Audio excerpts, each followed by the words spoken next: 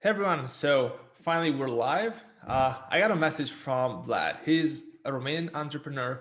He actually has a massage business in Cluj, which is my hometown.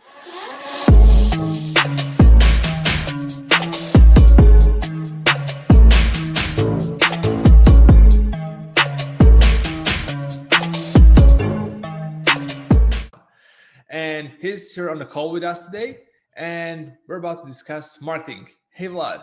Hey, thanks for having me, man. How are you? Yeah, no worries. I'm happy to be here with you actually. Uh, Amazing. How's everything else going for you? It's going good. Actually, this week was a great week for my massage business. One of the first weeks that I actually produced as much as I wanted to.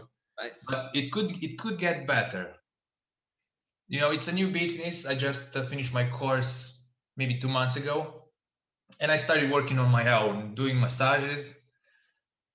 First, I got my friends to come, and they recommended to some of their friends. What I've done so far is, just making a Facebook and Instagram account with pictures from my salon,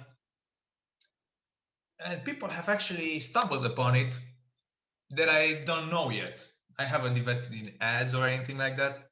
So I'm wondering, what can you tell me? How can I upgrade my business to get my goal is to have 5 customers per day, 5 days a week. So that's 25 customers per week. Okay, so up until now, so to understand, like it's only organic traffic, word of mouth, and you started off by just bringing friends to your massages, and then asking them to refer you to their friends or family or whatever. Yep, that's right. One of the things I have been doing is when a friend comes, I ask them to take a picture of the massage table and post it on Instagram story Okay. with a tag to my account. So that way, uh, it seems organic. It's not like an ad, but they also have the link to my account. So I got like 2 to 3 follows for each story that I asked, like Okay. that. Yeah. That's perfect. That's a good way to go for it. Obviously.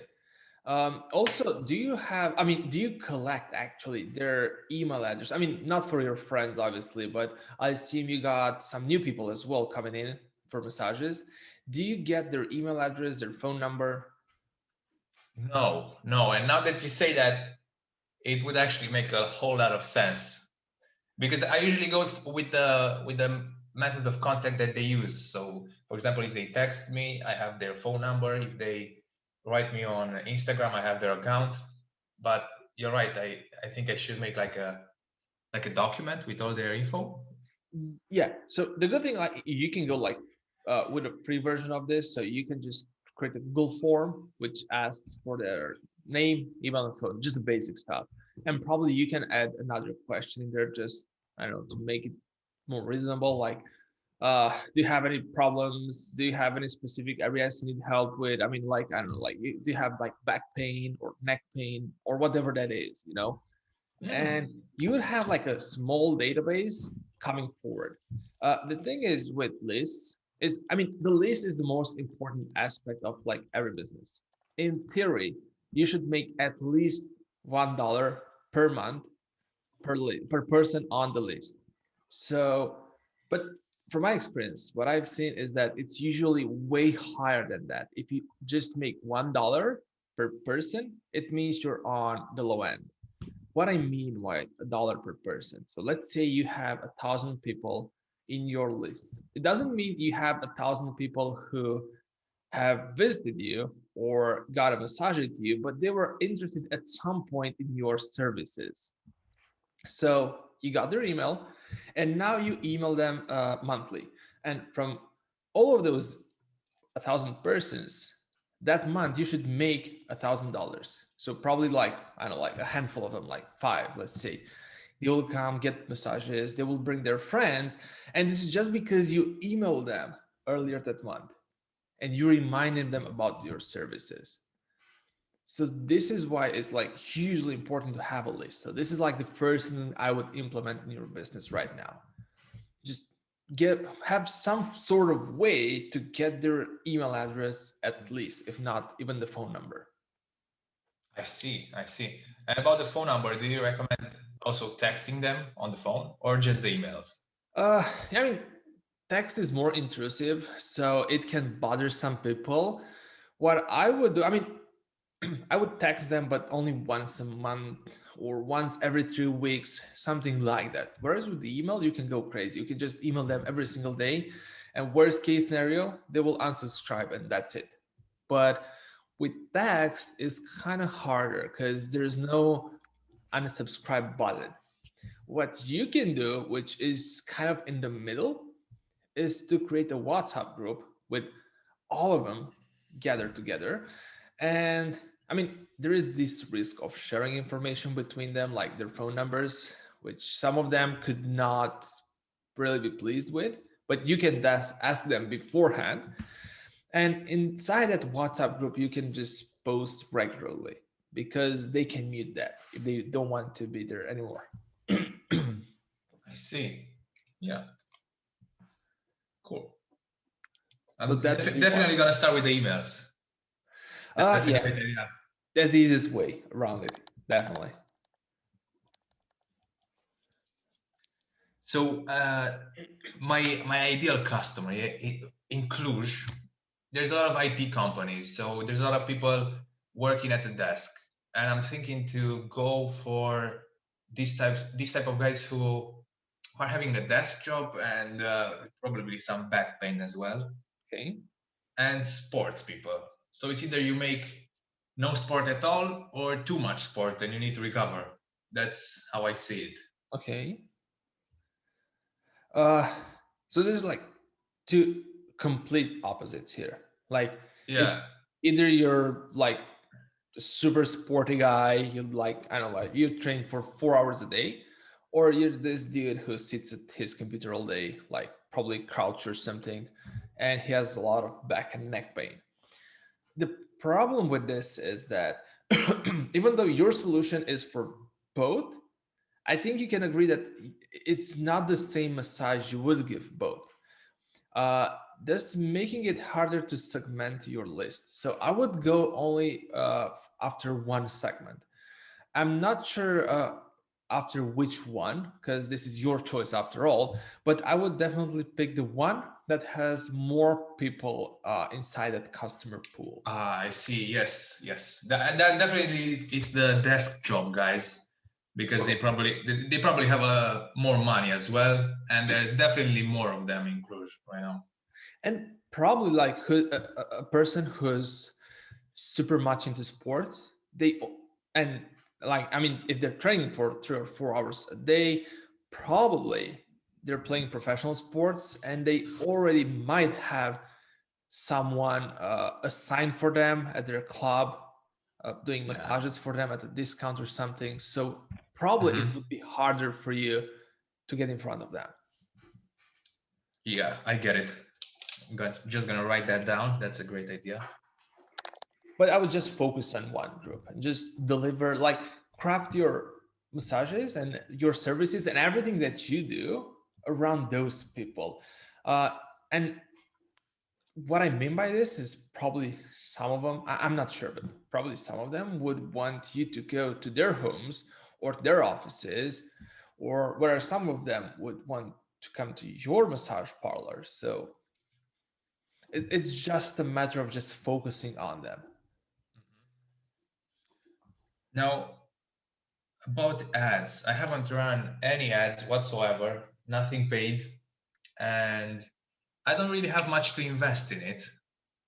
What do you think? Do you think I should continue to spread the business with word of mouth and just social media presence, or do you think I could benefit from running some ads, Uh, some cheap ads because I don't have a lot of money, so it wouldn't be like a huge campaign. okay. That's the thing here. So basically, campaigns on small budgets. That's funny because this is actually one of the things that I was working on recently, trying to help entrepreneurs across the United States run ads for their small businesses on a shoestring budget. This is one a framework that I came up with lately, and I'm trying to implement it in a lot of businesses lately. And the basics behind it is that on a small, if you have a small budget, What you want to do is to create TV on the phone ads. This is what I call them. It's basically you shoot a video with your phone about your practice, in this case, about massages, and why should people come get a massage from you specifically, but pay extra attention to talk directly to your target market. So just tell them if you have neck pain because you're sitting all day at your desk, you should come visit me. Uh, So do not tell them about if you're, I don't know, doing like if you're training 4 hours a day or something. Just tell them if you have neck pain because you're sitting all day. So, but back to our to your question actually. So, what I would do, I would create this video telling them about their problem and about the fact that you have the solution. This is how much it costs. This is how they could reach you, and if they want to, uh, just I don't know, offer them like a free 30-minute massage or free consultation, free whatever, just something to hook them in. And I would, and this video, I would plug it into Facebook. There is this campaign there that you can run videos and show it to people around you. So I would do that. And this works amazingly well, even on low budgets. It's as you would see an ad on TV, basically. Yeah, actually, you have a great point with just opening my phone and taking a video, right, with the front-facing camera. Yep. It seems more personal like that. And to be honest, that was one of my worries of running ads, because I would think of an ad just like a picture or something. But if they see me and I talk with them, they can get to know me and they know what to expect. And actually, that could really work, man. Yep. They have to see you. It's like, so I've had both, dude. I've ran campaigns with videos that were like professionally made.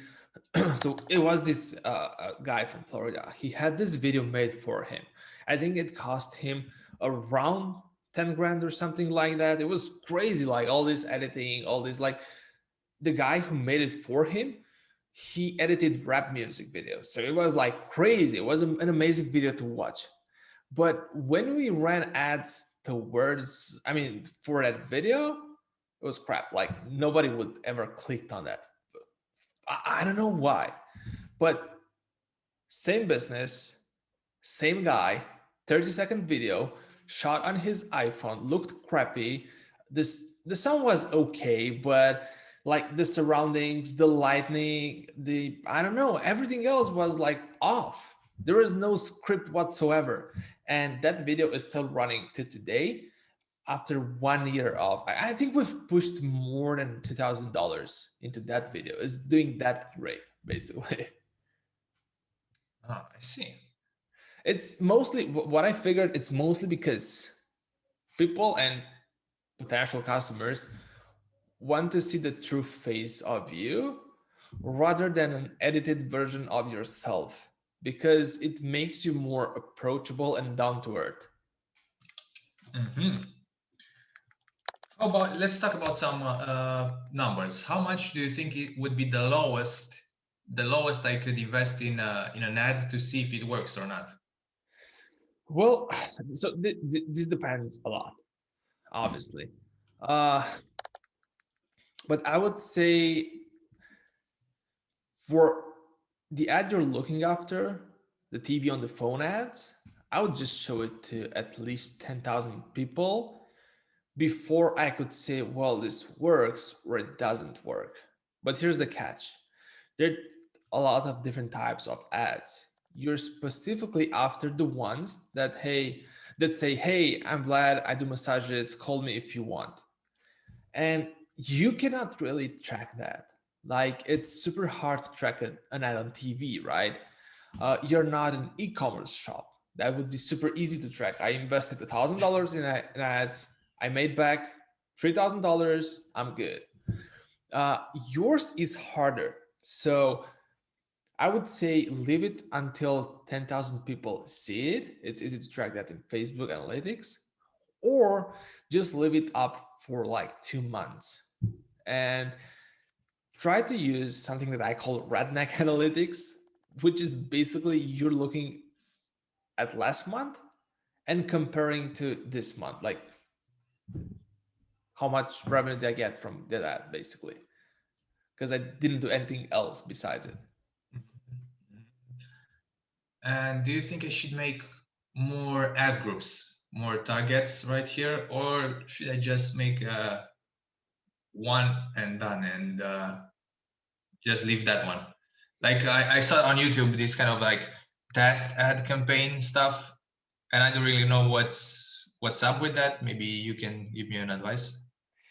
Yep. So you need, I mean, again, we're talking about like probably different things here.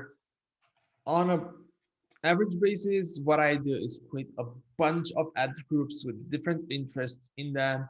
I test them all against each other, scale the winners, cut the losers. Basically, that's pretty much what I'm doing every single day, I day in, see. day out. But you're talking about small budgets here. If you're doing that on a small budget, you don't give Facebook enough time to optimize around your campaigns. So if you would tell me, okay, I have $5,000 a month to put into Facebook ads, then I would say, yes, go create 100 different ad groups. Let's test them all, see which ones are the best. And month number two, we're going to scale those. But since you just told me you're in shoestring budget, I would suggest to think of your perfect, of ideal customer, of your avatar in such a manner that you could pick the top three interests that he or she has. Merge those interests in one single ad set. What I mean by merge is just put them all together in one ad set, and that's pretty much it. But you gotta be specific. Like, do they like ice cream? Yes or not? What type of ice cream? Uh, where do they shop? What car do they drive? All that kind of stuff. Mhm. Yeah, that makes sense. That makes sense. How about what would you say would work best, Instagram or Facebook for this one? Keep in mind, it's the target audience is people between 25, 40 that are working in a corporation, a 9 to 5 job, basically, Okay. well educated. So I'd say everything up until like 30-ish would go on Instagram, whereas 30 plus would be more on Facebook. This is how the demographic looks like right now. But the good thing is, like on Facebook, you can target both. Like it's their platform basically, Instagram and Facebook. So you would just choose automatic placement. It's an option there, and they would put your ad both on Instagram and on Facebook, and they would just deliver it more to the platform that converts more. So you're good with that. Oh, okay, Just cool. make sure to optimize your creative around both platforms to make sure that you can Google like the specifics, like dimensions and all that, and just make sure it fits both platforms. Because if it doesn't fit one, this is the crazy thing about Facebook. So let's assume your video that you're uploading fits for Facebook. I mean, it's a good fit. It meets all their criteria, but it doesn't meet Instagram's criteria, right? And they will have this little yellow triangle there saying, hey, you don't meet some of our criteria and we might not show your ad. And you might as well just ignore that because it's not that into your face, like it doesn't pop up from the screen. And you would publish your ad, but it would never show up on Instagram because it doesn't meet the criteria for Instagram. So Mhm. just make sure to research this beforehand. Well, I was thinking like just a story, like video with my phone uh, on portrait mode. Would that work on Facebook as well? Because on Instagram, I would guess it would show it on the stories, right? Yeah, I mean, you can target specifically the stories if you want to. When you create a video ad, it shows it everywhere. I wouldn't go with portrait. I would go with landscape because portrait would not show up on Facebook like the regular news feed. I see. But I would also go, I think it's one of their criteria is to be Instagrams. It's to be under 1 minute to shop in feeds, right? So again, research that because like you can just Google like something along the lines of Facebook ad video ad criteria or Instagram video ad criteria. Just pop up all there for you and you can just match that. But I would definitely make it landscape and not a story. If Oh, you I see. make a story, make it a separate campaign targeted only towards stories. Makes sense. Thanks. One more question that I wanted to ask you is a lot of people are coming, but they don't make a reappointment. Okay. So how would you say I could get people to come to more than one massage? They say it's nice, that they feel better, that it's great, that's a good massage. They give a nice review, but they're not making another appointment. So what are some ways that I could get people to come back in the parlor after they had one massage? Okay, so this is like you want to make them recurring customers, right? Yeah, exactly. Okay.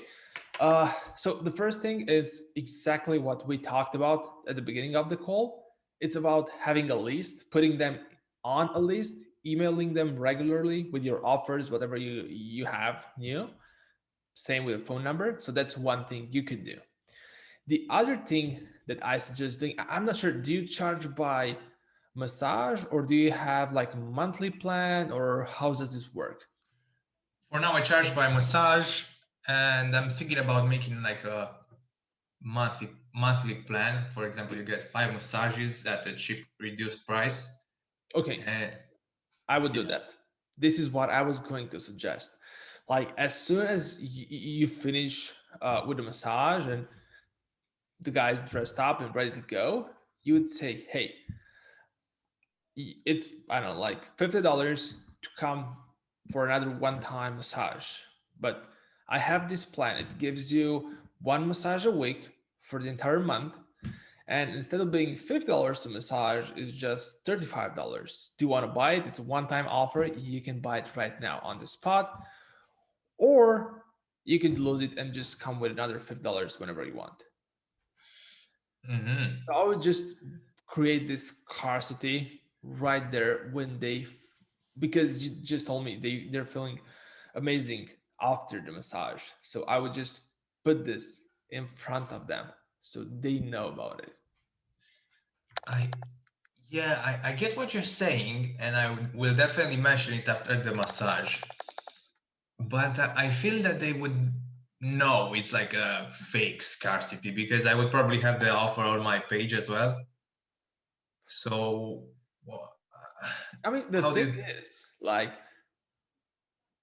I'm in marketing and I enter sometimes on these pages, right? When they're like countdowns and all that. And I'm doing the same. I know most of them are fixed scarcities, but if I really want the thing or I really enjoyed the thing, it involves like the risk of like there's like 1% that this might actually be real and I'm gonna lose the offer. Yeah, So there's like, I mean, it's worst case scenario. They will say no to you, and you'll just email them and just have them come back. Another thing you could do is offer them like on the spot as soon as you're done. Hey man, when do you want to come next? I have this free spots next week or next month or next whatever. When do you want to book a spot? And if you pay in advance, it's just this much. If you want to pay me when you come, it's this much. So you offer them a discount if they give you money in advance. Giving you money in advance, Mm, it's a commitment basically. nice. That's a great You idea. could do this. And you could also offer a lot of referral commissions. So let's say, okay, I know you're a recurring customer here. if you bring one of your friends, or for every friend you bring, you get one massage for free. So it's almost like they'll be running the marketing for you, because if I can bring one customer every single week, I get a free massage every single week. Yeah. Definitely gonna do that, man. So I'll just put a couple of these offers there, but just do not be afraid to Ask them to ask come them. back, because Exactly.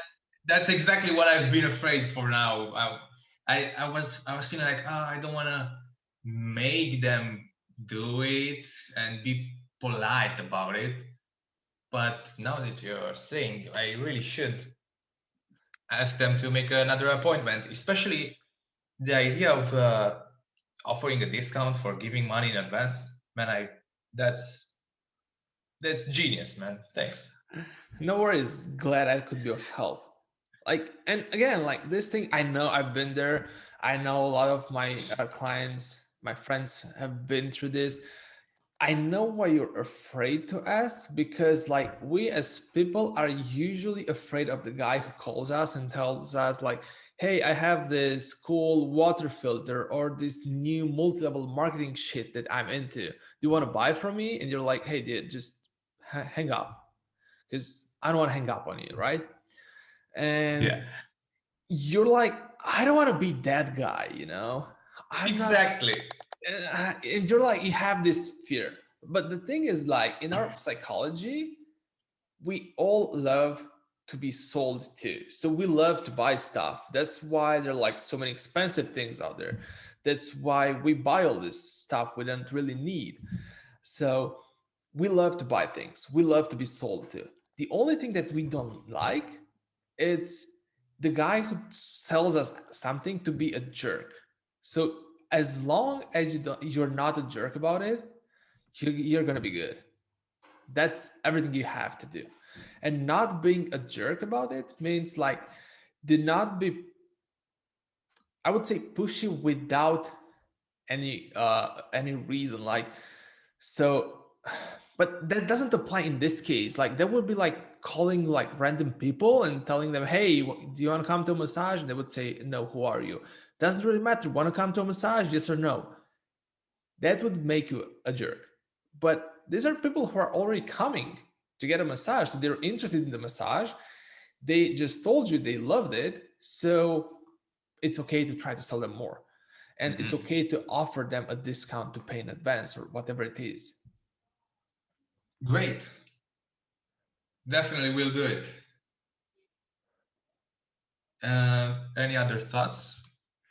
I mean, that would be it for now. I would say patience is key here. Be that paid ads, be that word of mouth, be that implementing these one-time offers after they finish the massage. Because like the number one mistake that I see overall is people taking decisions on very little data. So you have a couple of people coming to get a massage. You offer them all this offer, a discount offer if they pay in advance, and they all say no. And after four people, you get discouraged and not ask anymore. Well, I hate to break it to you, but you need hundreds of people to test this out. Same with the ads. You cannot you cannot judge an ad after 50 people have seen it. You have to have, for an ad, thousands of people see it before you can tell if it's a good one or a bad one. So this would be something that I would definitely pay attention to. Got it. Thanks, man. Appreciate it. Yeah, no worries. Well, in this case, I'm glad I could be of help of you. And for everyone else who's watching this, uh, like, subscribe, and obviously you can find the link down below. You can get on a free call with me, like Vlad did, and we can discuss your business. It was amazing having you here, Vlad, and see you next time, probably on a coaching call. Yeah, thank you. Bye. Cheers, man. Bye.